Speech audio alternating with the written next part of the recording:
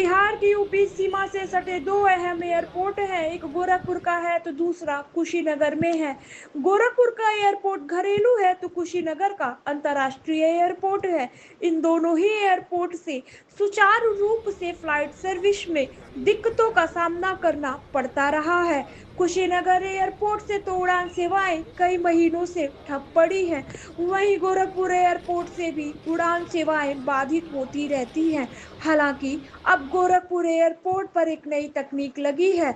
दरअसल गोरखपुर एयरपोर्ट में भारतीय विमानपत्तन प्राधिकरण ने अत्याधुनिक नेविगेशन सिस्टम लगाया है। इससे अब कोहरा, बारिश या बादल में भी विमानों की आवाजाही जारी रहेगी। यह तकनीक पहले सिर्फ मेट्रो एयरपोर्ट्स पर उपलब्ध थी।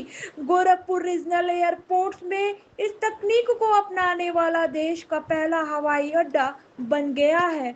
जानकारों ने बताया कि यह सिस्टम विमानों को रनवे तक पहुंचाने में सटीक दिशा निर्देश देता है।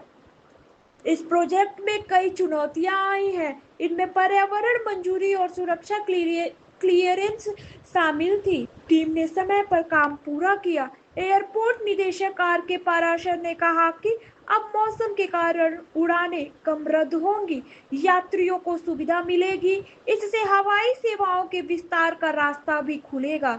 बता दें कि गोरखपुर एयरपोर्ट से अक्सर उड़ान सेवाएं रद्द होती रहती हैं, खासतौर पर ठंड के मौसम में उड़ान सेवाएं सीमित हो जाती हैं। हालांकि अब नई तकनीक से ऐसा कुछ नहीं होगा। इस बीच कुशीनगर एयरपोर्ट से भी दोबारा उड़ान सेवाएं शुरू करने की दिशा में काम हो रहा है। बता दें कि कुशीनगर एयरपोर्ट से उद्घाटन के बाद कुछ शुरुआती उड़ानें संचालित हुई, लेकिन वो नियमित नहीं थी और जल्द ही बंद हो गई।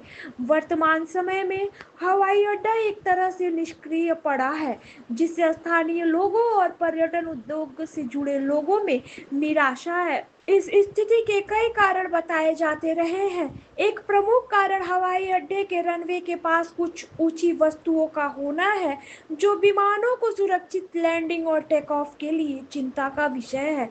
इसके अलावा हवाई अड्डे पर इंस्ट्रूमेंट फ्लाइट रूल्स का पूरी तरह से कार्यान्वयन न हो पाना भी एक बाधा रहा है। खासकर खराब मौसम की स्थिति में उड़ानों के संचालन के लिए यह आवश्यक है। हालांकि इस दिशा में तेजी से काम भी हो रहा है।